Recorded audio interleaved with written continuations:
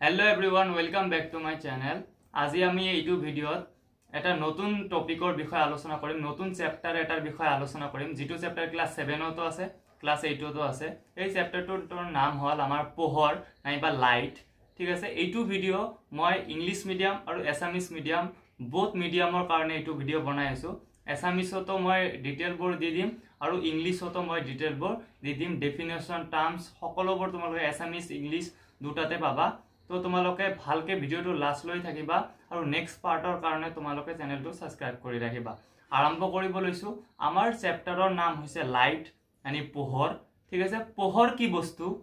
পোহৰ হল শক্তিৰ এটা ৰূপ। Light is a form of energy.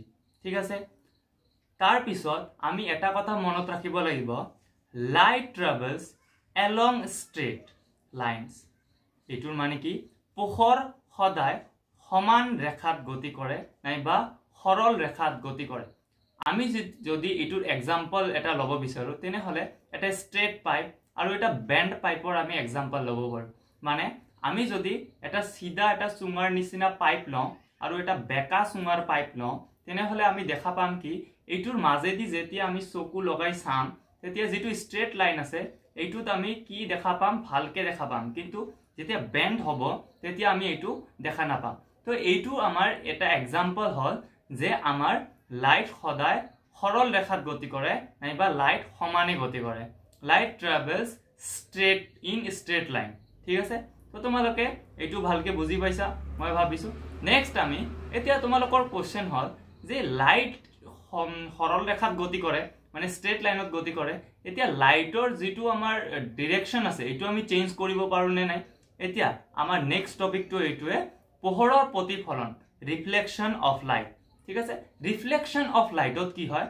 ৰিফ্লেকশন of লাইটত কি হয়? যেতিয়া আমাৰ লাইট এটা কোনো এখন সাৰফেস নাইবা তোমালোকে এখন বস্তু কব পাৰা, আমাৰ লাইট যদি ইয়াতে গৈ আকৌ কি কৰে বাউন্স বেক কৰি আহে মানে উভতি আহে, তেতিয়া এইটোক আমি কি বুলি কওঁ?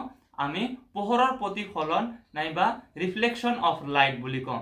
এইটো ডেফিনেশন যদি তোমালোকে জানিব বিচাৰা এইটো এনেকুৱা ধৰণৰ হ'ব। A mirror changes the direction of light that falls on it. This change of direction by a mirror is called reflection of light. দাপনে তাত আপতিত পোহৰৰ দিশ সলনি কৰিব পাৰে। দাপনৰ দ্বাৰা এনে ধৰণৰ দিশ পৰিৱৰ্তনক পোহৰৰ প্ৰতিফলন বুলি কোৱা হয়। ঠিক আছে, আশা কৰিছো তোমালোকে এইখিনি বুজি পাইছা। এতিয়া আমি অলপ এক্সাম্পলৰ হেল্পত আমি কি বুজি পাম? এটা টপিক বুজিবলৈ চেষ্টা কৰিম।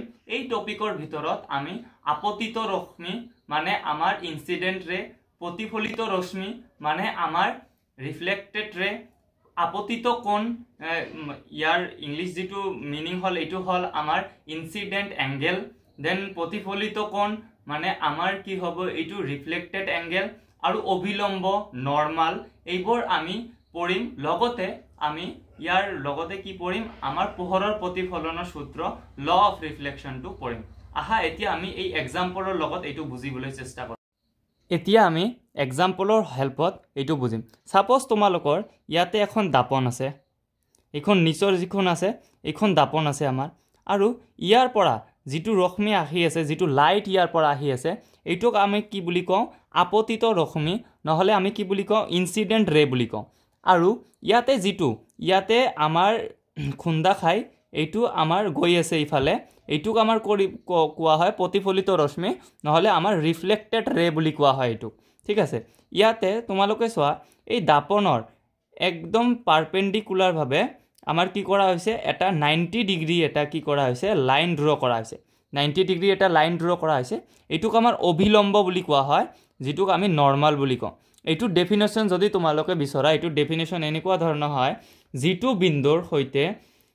বিন্দুত আপতিত ৰশ্মিয়ে খুন্দা খাইছে সেই বিন্দুৰ ৰেখাডালৰ সৈতে 90 ডিগ্ৰী কোণত আন এটা ৰেখা অঁকা হয়। এই ৰেখাক প্ৰতিফলিত পৃষ্ঠৰ সেই বিন্দুৰ অভিলম্ব বুলি কোৱা হয়। ইংৰাজীটো এনেকুৱা ধৰণৰ, the perpendicular line drawn to a reflecting surface at the point of incident is called normal. ঠিক আছে, আশা কৰিছো তোমালোকে বুজি পাইছা।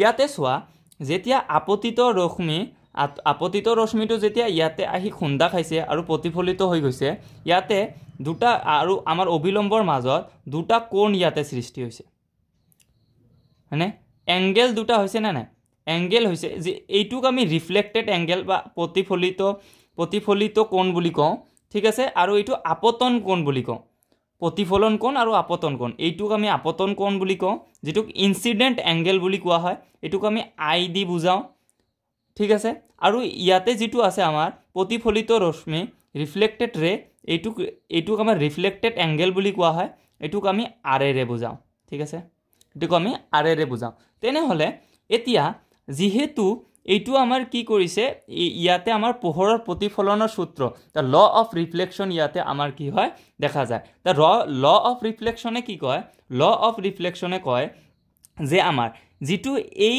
এংগেলটো আছে এংগেল আই আৰু এংগেল আৰ কি হয় সদায় সমান হয় মানে angle i is equals to angle r এইটো আমাৰ পোহৰৰ প্ৰতিফলনৰ সূত্ৰয়ে কয় ঠিক আছে এইটো কি কোৱা হয় এইটো প্ৰতিফলনৰ সূত্ৰ আমাৰ এইটো এটা আৰু নেক্সট প্ৰতিফলনৰ সূত্ৰটো কি কয় আমাৰ এনেকুৱা ধৰণৰ কয় যে আপতিত ৰশ্মি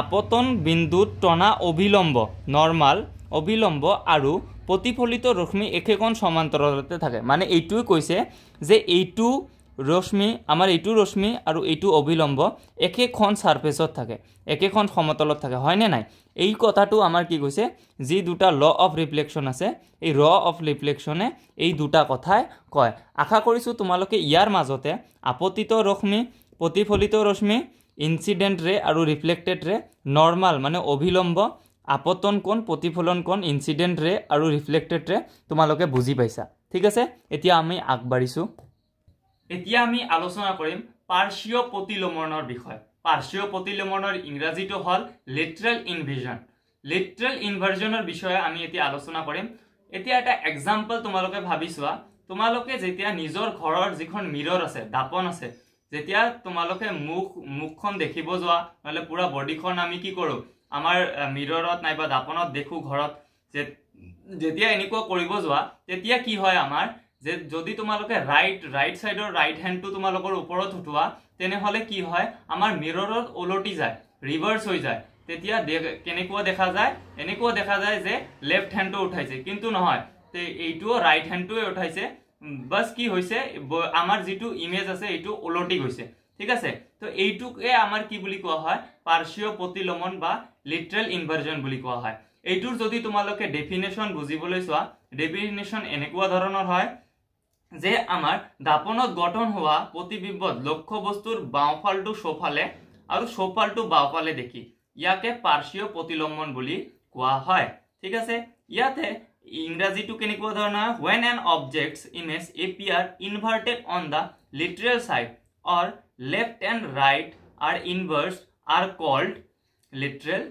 inversion okay ঠিক আছে আশা কৰিছো তোমালোকে এই যিখিনি মই তোমালোকক বুজালো এইখিনি ভালকে বুজি পাইছা নেক্সট ভিডিও যেটো নেক্সট আমাৰ পাৰ্ট হ'ব এটো মই কালি পৰহিৰ ভিতৰতে আপলোড কৰি দিম তোমালোকে এইটো চাবৰ কাৰণে চেনেলটো সাবস্ক্ৰাইব কৰি দিবা এইটো ভিডিওত আমি লেন্স মিৰৰ আৰু আমাৰ হিউম্যান আই মানুহৰ চকুৰ বিষয় আলোচনা কৰিম তো ধন্যবাদ আহিছো নেক্সট ভিডিওৰ লগত